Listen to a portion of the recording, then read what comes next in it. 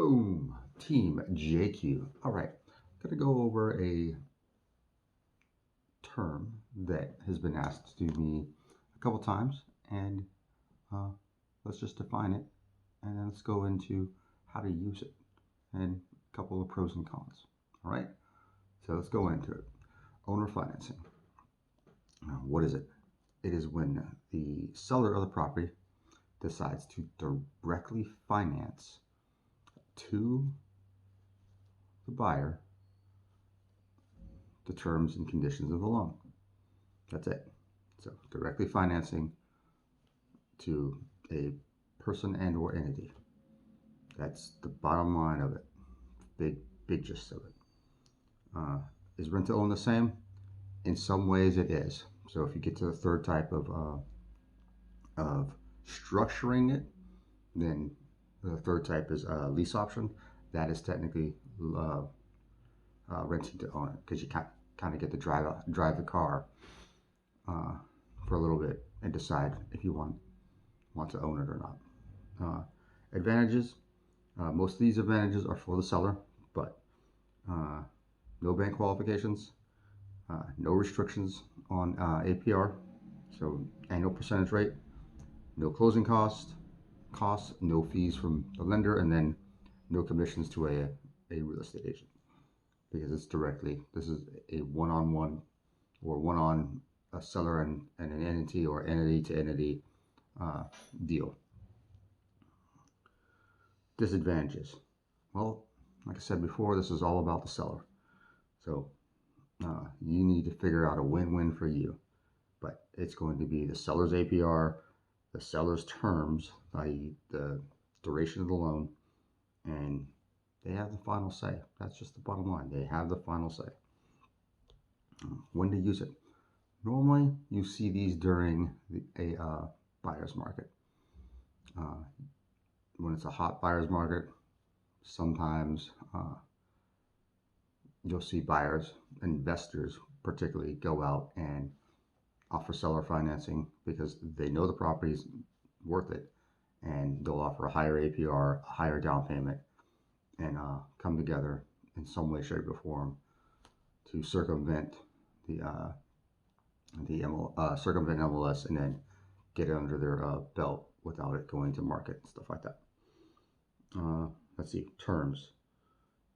You can use conventional type terms, i.e. conventional loan, promissory note, and just create a promissory note and then write in conventional terms. What I mean by conventional terms: fixed rate for a fixed duration.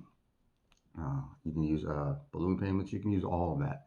So all of the loan types within my last video or 2 videos ago, with the exception of the government types, can be used in a owner financing situation. Structure. So there's 3 structures that you'll see normally in a owner financing situation. So the first one is a deed of trust, where you write a promissory note and a mortgage, and you go forth and conquer. You actually get the title from that. The second one is a contract for deed. So the seller retains the deed and gives you a promissory note, and you go forth and conquer and pay off. Once you pay off the promissory note, he releases the deed to you, or she releases the deed to you. That's a contract for deed. And then finally, lease option.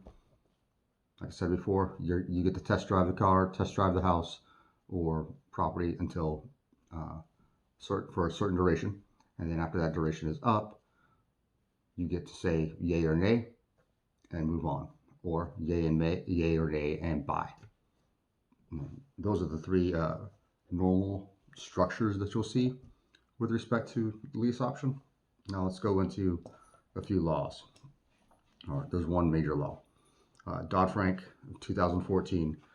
If you were structuring owner financing situations prior to 2014, you didn't need to be a mortgage loan officer or licensed or any of that. After 2014, if you are structuring a loan that you're going for a home that you're going to live in. That's a little different. You need a licensed mortgage loan officer to write it up and properly document it. Now, this is where the exceptions come in. The exceptions come in when you are an investor. If you are buying the home and not living in it, and it's going to be an investment, or it's going to be some sort of a rental property, or vacant, and then finally commercial, Dodd-Frank Act of 2014 does not apply to it. So now, quick example.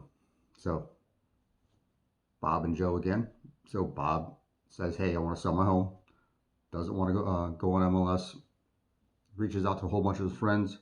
Joe's like, I'm in. I want it. I know this property will work for me. But Joe doesn't want to go through a bank. So Joe asks Bob, hey, Bob, I got money. What are your terms? What are your terms if I decide to sell or finance with you? Bob comes back. 10% on a 200K home. And that's 10% down payment and 10% APR. Bob and Joe negotiate the deal. If Bob says yes, or if Joe says yes, then Joe brings $20,000 to the table for a 10% down payment, and then starts his payment as soon as the title is signed. Bottom line, that's a quick example, and this could happen overnight, or technically not overnight, but it's a fast transaction if you do it right, and all parties are in agreement, and no inspection clauses and stuff like that. So, but that is owner financing with a quick example. Bob and Joe again. You guys have a great day, and I will see you guys tomorrow. Team JQ, and JQ is out.